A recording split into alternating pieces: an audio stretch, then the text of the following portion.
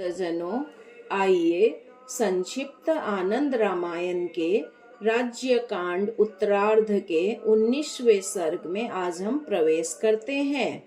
श्री रामदास का अपने शिष्य विष्णुदास को रमापति श्री राम की प्रातः जागरण से लेकर शयन पर्यंत की मांगलिक दैनिक चर्या बतलाना। श्री रामदास बोले, हे शिष्य विष्णुदास, अब मैं श्री रामचंद्र जी की वह मंगलकारिणी दिनचर्या बताता हूँ जिसे अपने राज्य काल में उन्होंने लोगों को शिक्षा देने के लिए आचरित किया था। तुम उसका श्रवण करो। रघुनंदन श्री राम जी प्रातः काल में गायकों के मधुर गीतों को सुनते हुए जागते थे और रात्रि में विविध प्रकार के वाद्यों की ध्वनि के साथ सीता के साथ शयन करते थे। उठते ही वे भगवान शिव, जगदम्बा पार्वती, अपने गुरु पिता दशरथ, देवताओं, पुण्य तीर्थों, सभी माताओं, देव मंदिरों, विविध पुण्य क्षेत्रों, नैमिषारण्य आदि 12 अरण्यों, हिमवान आदि पर्वतों, सभी सागरों, महानदों एवं पुण्यदायिनी नदियों आदि का प्रातः स्मरण करने के अनंतर देवी सीता को देखते थे।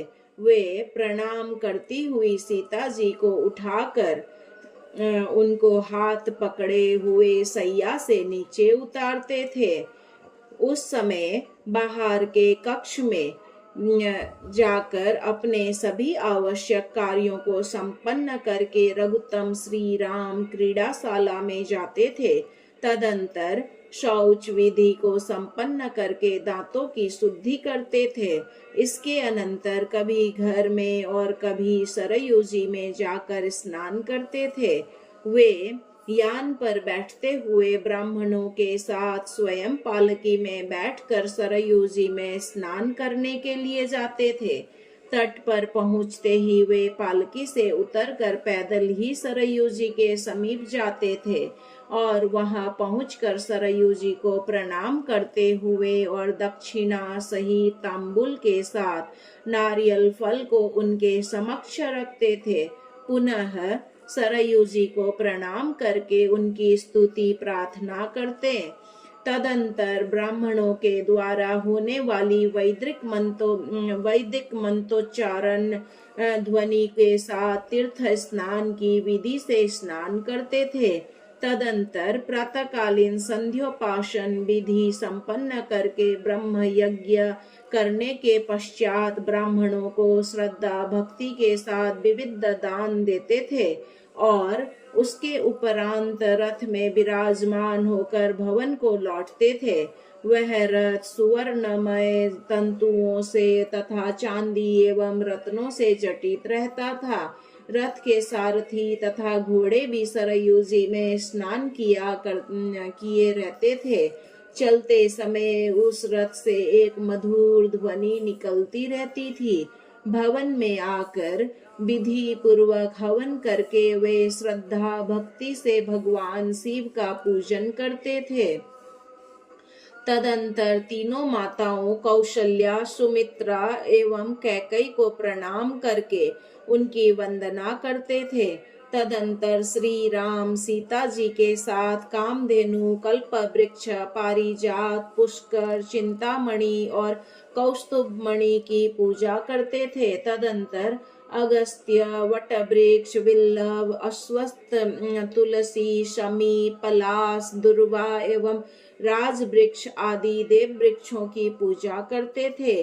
तदंतर भगवान सूर्य को प्रणाम कर द्वार देवता का पूजन करके गौ, वृष, अश्व, हाथी, रथ, शस्त्र, ब्राह्मण, कोष्ठागार, कोठार, कोष और पाकशाला, सिंहासन, छत्र, चामर द्वय, व्यंजन द्वय, राजमुकुट, मंच, दीपिका, दर्पण की पूजा करके सदग्रंथों का पूजन करते थे। ब्राह्मणों की पूजा के अनंतर ऊंचे आसन पर विराजमान गुरु की पूजा करके उन्हें प्रणाम आदि देकर उनके बांधवों तथा पंडितों से घिरे हुए श्री राम उनके द्वारा एवं सीता के द्वारा बार बार प्रार्थना किए जाने पर प्रसन्न मन होकर ब्राह्मणों के साथ भोजन ग्रहण करते थे।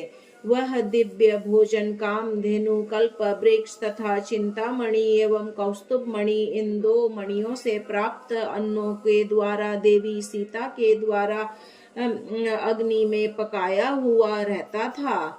भोजन के अनंतर मुख शुद्धि के लिए तांबुल का सेवन कर श्री राम दिव्य वस्त्रों को धारण करते थे।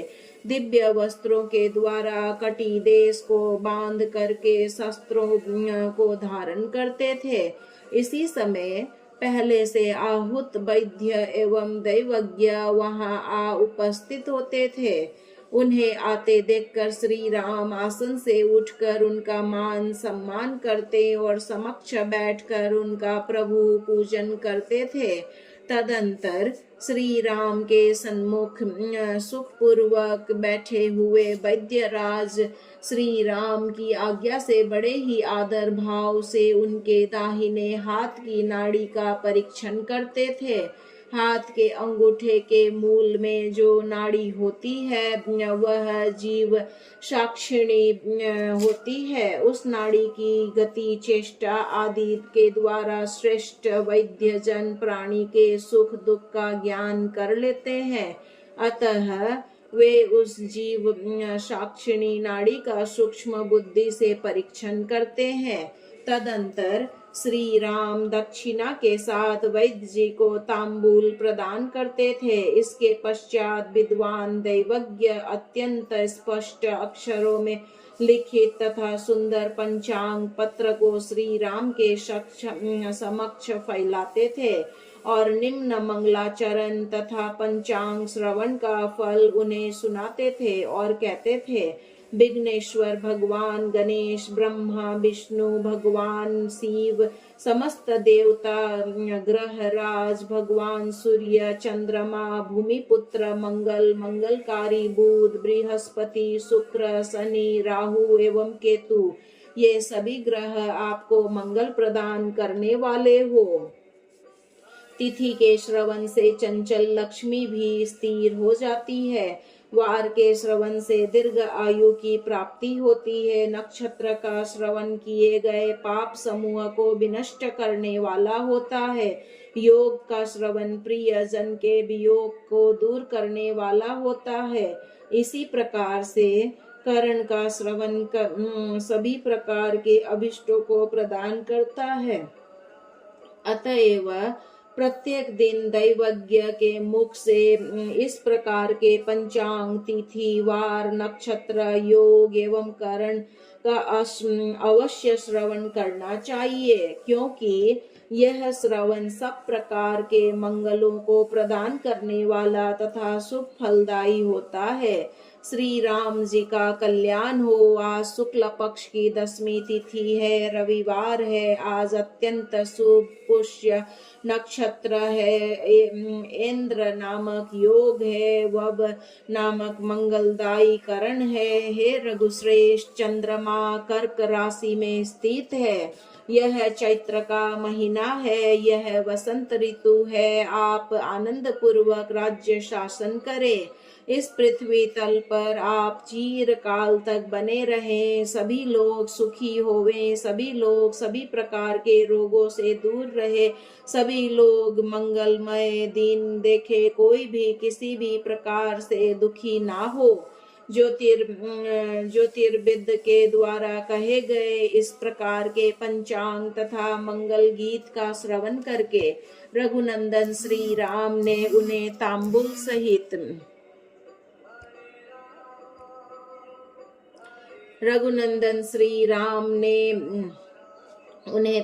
सहित दक्षिणा प्रदान कर प्रणाम किया। तदंतर शीघ्रता से मालाकार ने श्री राम के समीप में उपस्थित होकर बांस की टोकरी में रखी हुई फूलों की सुंदर सुंदर मालाओं को उन्हें निवेदित किया। श्री राम ने सभी को माला पहनाकर स्वयं भी माला धारण कर ली। उसी समय वहां नापीत नाई पहुंचा और सोने के चौखटे में जटित दर्पण उन्हें दिखाने लगा। तब रघुनंदन श्री राम दर्पण में अपने मुख की शोभा को देखने लगे। उनका मुख चंद्रमा की चांदनी की तरह समान उज्जवल मुस्कान से भरा हुआ और कमल के समान नेत्रों से सुशोभित था। उनकी नासिका सीधी थी, उनका मुखमंडल मांसल था और गोलाकार था। उनका मुखमंडल मोतियों के उत्तम कुंडलों की तेजोमय दीप्ति से अत्यंत प्रकाशमान हो रहा था। उनके दोनों कपोल उन्नत थे, भौहें अत्यंत सुंदर थी, माथे पर सुंदर 3 रेखाएं सुशोभित हो रही थी। मस्तक पर सुवर्ण एवं रत्नों से जटित मुकुट को धारण कर वे अत्यंत सुशोभित हो रहे थे। इस प्रकार के शुभ लक्षणों से संपन्न अपने मुख को दर्पण में देखकर उन्हें बहुत संतोष होता था। तदंतर हाथ में प्रज्वलित सुगंधित धूप लिए एक सेवक आकर उनके समक्ष धूप दानी रखकर सेवकों को साथ श्री राम के सामने बैठ जाता था। उसके अनंतर प्रभु श्री राम पालकी में बैठकर भवन से बाहर निकलते थे और भवन से बाहर आंगन में स्थित सूत मागध तथा बंदी जन उन्हें दिखाई देते थे। वे मागधी जन श्री राम को प्रणाम कर सूर्य वंश में प्रादुर्भूत सभी राजाओं को यश का उच्च स्वर में कीर्तन करने लगते थे। तदंतर बंदी जन रावण आदि राक्षसों के वध आदि उनके उत्तम चरित्रों का गान करके उनकी स्तुति करते थे। इसी प्रकार चारणगण प्रसन्न होकर उनकी बिरुदावली का गान करते थे। ऐसे ही नट नर्तक एवं नर्तकियां अनेक वाद्यों की ध्वनि के साथ नृत्य एवं गान प्रस्तुत करते थे। अन्य जन भी अनेक प्रकार के कौतुकों का प्रदर्शन कर श्री राम को आनंदित करते थे। इसके अनंतर 9 प्रकार के वाद्यों का घोष होता था। इसके पश्चात श्री राम महल के तीसरे आंगन में जाते थे, जहां वह श्रेष्ठ हाथियों, घोड़ों, पालकियों तथा रथों का निरीक्षण करते थे। वे सभी वाहन अनेक प्रकार के अलंकारों से मंडित तथा उत्तम उत्तम वस्त्रों से सुशोभित रहते थे। इसके अनंतर श्री राम चौथे आंगन में आकर उन राजाओं, पुरवासियों तथा मित्रजनों से मिलते थे जो उनके दर्शन के लिए आए रहते थे। तदंतर श्री राम 5वें आंगन में आते थे। वहां पुष्पक विमान, पुष्प वाटिका तथा हाथों में अस्त्र शस्त्र धारण किए हुए बहुत से दूतों को देखते थे। तदंतर श्री राम राजमहल की 6ठी कक्षा में प्रवेश करते थे। वहां घोड़ों पर सवार हुए तथा दोनों हाथ जोड़े हुए हजारों वीर सैनिकों से मिलते थे। इसके पश्चात श्री रघुनंदन 7वीं कक्षा में स्थित अपनी राजसभा को जाते थे, जहां जाकर पालकी से उतरकर वे धीरे धीरे अपने राज सिंहासन को बढ़ते थे। वे राज सिंहासन को अपनी दाहिनी ओर करके उस राज सिंहासन को प्रणाम करते थे। धीरे धीरे सीढ़ियों पर चढ़ते हुए श्रेष्ठ सिंहासन पर विराजमान होते थे, जो अत्यंत उत्तम रमणीय छत्र से सुशोभित रहता था। प्रभु के सिंहासन पर विराजमान होने पर सुमित्रा पुत्र लक्ष्मण छत्र ग्रहण कर लेते थे, भरत चंवर डुलाने लगते थे, शत्रुघ्न सुंदर पंखा लेकर झलने लगते थे और वायु नंदन श्री राम की पादुकाओं को ग्रहण कर लेते थे। वानर राज सुग्रीव, जलपात्र विभीषण, श्रेष्ठ दर्पण और बाली नंदन युवराज अंगद तांबुल का पात्र लिए रहते थे। इसी प्रकार वस्त्रों को जाम्बवान पकड़े रहते थे। सिंहासन पर विराजमान श्री राम के पृष्ठ भाग में उत्तम तकिया लगा रहता था। सिंहासन पर स्थित प्रभु श्री राम के ठीक पीछे लक्ष्मण, दाहिनी बगल में भरत, बाईं ओर शत्रुघ्न और सामने नीचे वायु नंदन हनुमान स्थित होते थे। श्री राम की वायव्य दिशा में सुग्रीव, ईशान कोण में राक्षस राज विभीषण, आग्नेय दिशा में युवराज अंगद और नैऋत्य कोण में ऋक्षराज जामवान स्थित हो जाते थे। श्री राम के चारों ओर पूर्ववासी खड़े रहते थे और उनके समक्ष सभी राजा हाथ जोड़े खड़े होते थे। श्री राम के दाहिने और बाएं दोनों पार्श्वों में ऊंचे सिंहासनों पर ऋषि मुनि गण विराजमान रहते थे। श्री राम के समक्ष वही सभा में क्रमशः वीर सैनिक तथा दूत स्थित रहते थे। समस्त मुनिगण तथा लव एवं कुश दोनों राजकुमार भी आकर सभा में यथास्थान बैठ जाते थे। इसी प्रकार श्री राम के मित्रगण तथा उन प्रभु की आज्ञा से प्रधान राजा, पूर्ववासी जन तथा सुहृदगण वहां राजसभा में बैठते थे। इनके अतिरिक्त अन्य जन बैठते नहीं थे। राजसभा में श्री राम के समक्ष वे खड़े ही रहते थे। इन सभी के मध्य में विराजमान श्री रामचंद्र अत्यंत सुशोभित होते थे। उनकी उपमा किसी से नहीं हो सकती। जो सेवा करने वाले सेवक गण रहते थे वे खड़े ही रहते थे, बैठते नहीं थे। वहां मंत्री, प्रवर, सुमंत्र भी यथास्थान आसन पर विराजमान रहते थे।